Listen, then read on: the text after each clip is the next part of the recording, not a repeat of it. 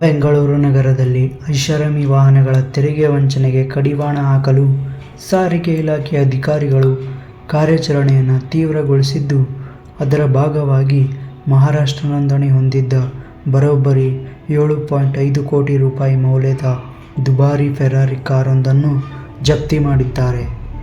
ಕರ್ನಾಟಕದಲ್ಲಿ ತೆರಿಗೆ ಪಾವತಿಸದೆ ಓಡಾಡುತ್ತಿದ್ದ ಈ ಕಾರಿಗೆ ಸಾರಿಗೆ ಇಲಾಖೆಯು 1.78 ಕೋಟಿ ರೂಪಾಯಿ ತೆರಿಗೆ ಮತ್ತು ದಂಡವನ್ನು ವಿಧಿಸಿದೆ.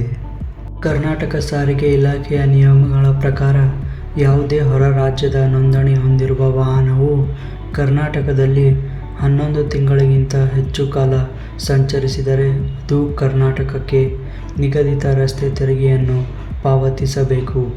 ಈ ಫೆರಾರಿ ಕಾರು ಮಹಾರಾಷ್ಟ್ರ ನೋಂದಣಿ ಹೊಂದಿದ್ದು, ಬೆಂಗಳೂರಿನಲ್ಲಿ ಹಲವು ತಿಂಗಳುಗಳಿಂದ ಸಂಚರಿಸುತ್ತಿದ್ದರೂ ಕರ್ನಾಟಕಕ್ಕೆ ತೆರಿಗೆ ಪಾವತಿಸಿರಲಿಲ್ಲ.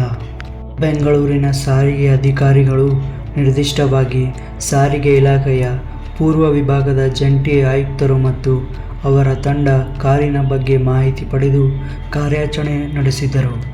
ನಗರದ ಹೈ ಪ್ರೊಫೈಲ್ ಪ್ರದೇಶವೊಂದರಲ್ಲಿ ಕಾರು ಸಂಚರಿಸುತ್ತಿದ್ದಾಗ ಅದನ್ನು ತಡೆದು ಪರಿಶೀಲಿಸಲಾಯಿತು.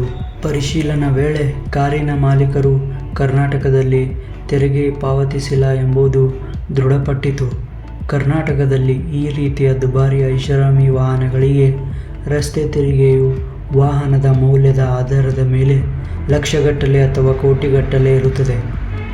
ತೆರಿಗೆ ವಂಚನೆ ಮತ್ತು ನಿಯಮ ಉಲ್ಲಂಘನೆಗಾಗಿ ಸಾರಿಗೆ ಇಲಾಖೆಯು ಕಾರಿನ ಅಂದಾಜು ಮೌಲ್ಯ ಮತ್ತು ಕರ್ನಾಟಕದ ತೆರಿಗೆ ನಿಯಮಗಳ ಪ್ರಕಾರ 1.78 ಕೋಟಿ ರೂಪಾಯಿಗಳಷ್ಟು ತೆರಿಗೆ ಮತ್ತು ದಂಡ ವಿಧಿಸಿದೆ. ಈ ಮೊತ್ತವನ್ನು ಮಾಲೀಕರು ಪಾವತಿಸುವವರೆಗೂ ಕಾರನ್ನು ಇಲಾಖೆಯ ವಶದಲ್ಲೇ ಇರಿಸಿಕೊಳ್ಳಲಾಗಿದೆ.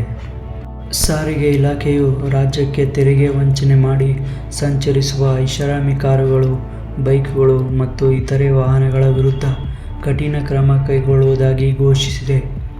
ಈ ರೀತಿಯ ಕಾರ್ಯಾಚರಣೆಗಳನ್ನು ಮುಂದುವರಿಸಲಾಗುವುದು ಎಂದು ಅಧಿಕಾರಿಗಳು ತಿಳಿಸಿದ್ದಾರೆ.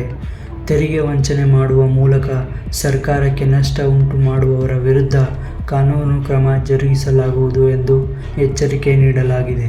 ಇತ್ತೀಚಿನ ವರ್ಷಗಳಲ್ಲಿ ತೆರಿಗೆ ವಂಚನೆ ಮಾಡಿ ಹೊರ ರಾಜ್ಯದ ನೋಂದಣಿಯೊಂದಿಗೆ ಸಂಚರಿಸುವ ಐಷಾರಾಮಿ ವಾಹನಗಳ ಸಂಖ್ಯೆ ಬೆಂಗಳೂರಿನಲ್ಲಿ ಹೆಚ್ಚಿದೆ.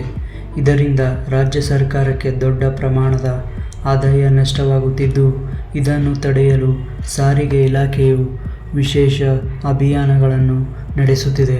ಇಂತಹ ಕಾರ್ಯಾಚರಣೆಗಳು ಸಾರ್ವಜನಿಕರಲ್ಲಿ ಮತ್ತು ವಾಹನ ಮಾಲೀಕರಲ್ಲಿ ಕಾನೂನಿನ ಬಗ್ಗೆ ಅರಿವು ಮೂಡಿಸಲು ಮತ್ತು ನಿಯಮಗಳನ್ನು ಪಾಲಿಸುವಂತೆ ಪ್ರೇರೇಪಿಸಲು ಸಹಾಯವಾಗಿದೆ. ಇದಾಗಿತ್ತು ಇವತ್ತಿನ ಸುದ್ದಿ.